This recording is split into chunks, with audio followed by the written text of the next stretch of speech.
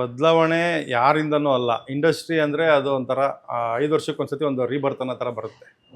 ಆ 5 ವರ್ಷಕ್ಕೆ ರೀಸೈಕ್ಲಿಂಗ್ ಅಂತ ಆದಾಗ ಪ್ರಕೃತಿ ಆಗಲಿ ಇಂಡಸ್ಟ್ರಿ ಆಗಲಿ ಅದು ಹಂಗೇನೆ. ಅದು ನೇಚರ್ಗೆ ನಾವು ಜಾಸ್ತಿ ಗಲೀಜು ಮಾಡ್ತಿದ್ರೆ ಅದು ಆಟೋಮೆಟಿಕ್ಕಾಗಿ ರೀಬರ್ತ್ ಆಗಿಬಿಡುತ್ತೆ. ಹಂಗೆ ಇಂಡಸ್ಟ್ರಿನೂ 5 ವರ್ಷಕ್ಕೊಂದ್ಸತಿ ರೀಬರ್ತ್ ಅಥವಾ ರೀಸೈಕಲ್ ಆಗೇ ಆಗುತ್ತೆ. ಆ ರೀಸೈಕ್ಲಿಂಗ್ ಆದಾಗ ಒಂದಷ್ಟು ಜನ ಹೊಸ ಡೈರೆಕ್ಟರ್ಗಳು ಬರ್ತಾರೆ, ಹೊಸ ರೀತಿಯಾದ ಕಥೆಗಳು ಬರ್ತದೆ, ಹೊಸಬ್ರು ಪ್ರೊಡ್ಯೂಸರ್ ಆಗಿ ಬರ್ತಾರೆ, ಆರ್ಟಿಸ್ಟ್ಗಳಾಗಿ ಬರ್ತಾರೆ. ಸಕ್ಸಸ್ ಕೌಂಟ್ಸ್ ಅಷ್ಟೇ. ಹೆಂಗೆ ಕೊಡ್ತೀಯಾ, ಏನು ಮಾಡ್ತೀಯಾ ಅನ್ನೋದು ಮುಖ್ಯ ಆಗುತ್ತೋ ಇಲ್ವೋ, ಬಟ್ ಏನು ಕೊಟ್ಟಿದ್ದೀಯ ಅನ್ನೋದೇ ತುಂಬ ಇಂಪಾರ್ಟೆಂಟ್ ಆಗುವಂಥದ್ದು. ನಾನು ಇಂಡಸ್ಟ್ರಿ ನನಗೇನು ಕೊಟ್ಟಿದ್ದೆ ಅನ್ನೋದಕ್ಕಿಂತ ಹೆಚ್ಚಾಗಿ ನಾನು ಇಂಡಸ್ಟ್ರಿಗೆ ಏನು ಕೊಡ್ತಿದ್ದೀನಿ ಅನ್ನೋದನ್ನು ನಾನು ಪ್ರಶ್ನೆ ಮಾಡ್ಕೊಳ್ಳೋ ಅಂಥದ್ದು. ಆ ನಿಟ್ಟಿನಲ್ಲಿ ನಾನು ಕೆಲಸ ಮಾಡ್ತಾ ಇದ್ದೀನಿ. ನೀವು ಅವಾಗಲೇ ಒಂದು ಮಾತು ಕೇಳಿದ್ರಿ ಪ್ರೊಡಕ್ಷನ್ ರಿಲೇಟೆಡ್ ಆಗಿ.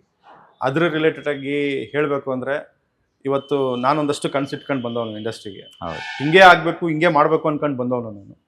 ಆ ನಿಟ್ಟಿನಲ್ಲಿ ಇವತ್ತು ಒಂದು ಪ್ರೊಡಕ್ಷನ್ ಹೌಸ್ ಅಂತ ಮಾಡಿದ್ದೀನಿ ನಾನು. ಏನಾದರೂ ಉದ್ದೇಶ ಅಂದರೆ, ನೆಕ್ಸ್ಟ್ ನಂದು ಪ್ರೆಸ್ ಮೀಟ್ ಅಫಿಷಿಯಲ್ ಆಗಿ ಕರಿತೀನಿ ಇದರ ರಿಲೇಟೆಡ್ ಆಗಿ.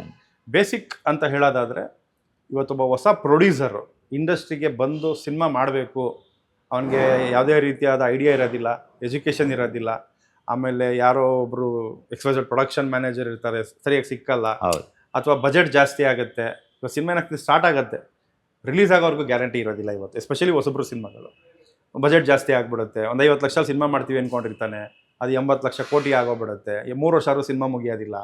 ಸೊ ಈ ನಿಟ್ಟಿನಲ್ಲಿ ಏನಾಗುತ್ತೆ, ಸಿನಿಮಾ ಕಿಲ್ಲಾಗ್ತಾ ಇದೆ, ಪ್ರೊಡ್ಯೂಸರ್ ಸಾಯ್ತಾ ಇದ್ದಾನೆ, ಇಂಡಸ್ಟ್ರಿ ಬಿಟ್ಟು ಹೋಗ್ತಾ ಇದ್ದಾನೆ. ಇದಾಗಬಾರ್ದು ಅಂತಲೇ ನಾನು ಪ್ರೊಡಕ್ಷನ್ ಹೌಸ್ ಮಾಡಿರೋವಂಥದ್ದು. ಒಂದು ವರ್ಷಕ್ಕೆ 2ರಿಂದ 3 ಸಿನಿಮಾ ಮಿನಿಮಮ್ ನನ್ನ ಪ್ರೊಡಕ್ಷನಲ್ಲಿ ಮಾಡಬೇಕು ಅನ್ನೋ ಕಾನ್ಸೆಪ್ಟ್ ನಂದಿದೆ. ಅಪಾರ್ಟ್ ಆಫ್ ದಟ್ ಏನಂದರೆ, ಎಸ್ಪೆಷಲಿ ಹೊಸಬ್ರು ಯಾರು ಇಂಡಸ್ಟ್ರಿಗೆ ಬರ್ತಾರೆ ಅವ್ರಿಗೆ ಒಂದು ಗೈಡ್ಲೈನ್ ಕೊಡೋ ಅಂಥ ಕೆಲಸ ಅಲ್ಲಿ ನಡೆಯುತ್ತೆ. ಒಂದು 250-300 ಜನ ಸಿಂಡಿಕೇಟ್ ಮಾಡ್ಕೊಂಡಿದ್ದೀನಿ ನಾನು ನಮ್ಮ ಇಂಡಸ್ಟ್ರಿ ಅವರು. ಅದು ಆರ್ಟಿಸ್ಟ್, ಒಬ್ಬ ಕ್ಲಾಪ್ ಬಾಯಿಂದ ಹಿಡಿದು ಆರ್ಟಿಸ್ಟ್ ಡೈರೆಕ್ಟ್ರ್ವರೆಗೂ ಅಲ್ಲಿ ನಿತ್ಯ ಕಥೆಗಳು ನಡೀತಾ ಇರ್ತವೆ, ಆ ಡಿಪಾರ್ಟ್ಮೆಂಟ್ ಕೆಲಸಗಳು ನಡೀತಾ ಇರ್ತವೆ, ಮ್ಯೂಚುವಲ್ ಆಗಿ ಮಾಡ್ಕೊಂಡಿರೋ ಅಂಥದ್ದು. ಹೊಸಬ್ರು ಇವತ್ತು ಬಂದು ಒಂದು ಸಿನಿಮಾ ಕತೆ ಇಟ್ಕೊಂಡು ನಾನು ಸಿನಿಮಾ ಮಾಡಬೇಕು ಅಂತ ಬಂದರೆ, ಆ ಕತೆನ ಕೇಳಿ ಟೋಟಲ್ ಸ್ಟಾರ್ಟ್ ಟು ರಿಲೀಸ್ವರೆಗೂ ಪ್ರೊಡಕ್ಷನ್ ಸರ್ವಿಸ್ ಅನ್ನೋದು ಅಲ್ಲಿ ನಡೆಯುತ್ತೆ. ನಂದು CK ಗ್ರೂಪ್ಸ್ ಅನ್ನೋ ಒಂದು ಕಂಪ್ನಿನಲ್ಲಿ ಇದನ್ನು ಅಫಿಷಿಯಲಿ ನಾನು ಅನೌನ್ಸ್ ಮಾಡ್ತಾ ಇದ್ದೀನಿ ನೆಕ್ಸ್ಟ್ ಮಂತ್. ಸೊ ಈ ನಿಟ್ಟಿನಲ್ಲಿ ಪ್ರೊಸೆಸ್ ನಡೀತಾ ಇದೆ. ವಿತ್ ಲೀಗಲ್ ಆಗಿ ಒಬ್ಬ ಲಾಯರ್ನೇ ಇಟ್ಟು ಲೀಗಲ್ ಆಗಿ ಡಾಕ್ಯುಮೆಂಟೇಷನ್ ಮಾಡಿಸಿ, ಯಾವುದೇ ರೀತಿಯಾದ ಲೋಪೋಲ್ಸ್ ಆಗಬಾರ್ದು, ಸಮಸ್ಯೆ ಆಗಬಾರ್ದು, ಪ್ರಶ್ನೆ ಮಾಡಬಾರ್ದು. ಯಾಕೆಂದರೆ ಸಿನಿಮಾ ಮಾಡಿದ್ಮೇಲೆ ಅದು end of the day release ಅಂತ ಬರಬೇಕು. Production, production, post production, first copy, censor, publicity, release, ಇಷ್ಟು ಡಿಪಾರ್ಟ್ಮೆಂಟ್ ಕೆಲಸ ಬಂದೇ ಬರುತ್ತೆ. ಈ ಡಿಪಾರ್ಟ್ಮೆಂಟ್ ಎಲ್ಲ ಸಂಬಂಧಪಟ್ಟವರು ಅದರಲ್ಲಿ ಮ್ಯೂಚುವಲಲ್ಲಿ ನನ್ನ ಸಿಂಡಿಕೇಟಲ್ಲಿ ಇದ್ದಾರೆ.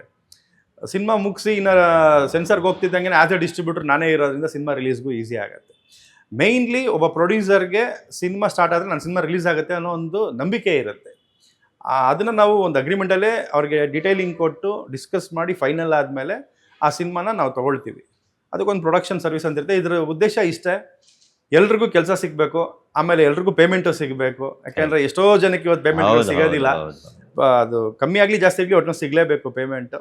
ಆ್ಯಂಡ್ ಒಂದು ಒಳ್ಳೆ ಸಿನಿಮಾ ಯಾವುದೇ ಕಾರಣಕ್ಕೂ ನಿಲ್ಲಬಾರ್ದು. ಈ ಕಾನ್ಸೆಪ್ಟಲ್ಲಿ ಸಿನಿಮಾ ಸ್ಟಾರ್ಟ್ ಆದ 6 ತಿಂಗಳಿಗೆ ಥಿಯೇಟ್ರಿಗೆ ಬರಬೇಕು. ವರ್ಷ 2 ವರ್ಷ ಅನ್ನೋದಲ್ಲ.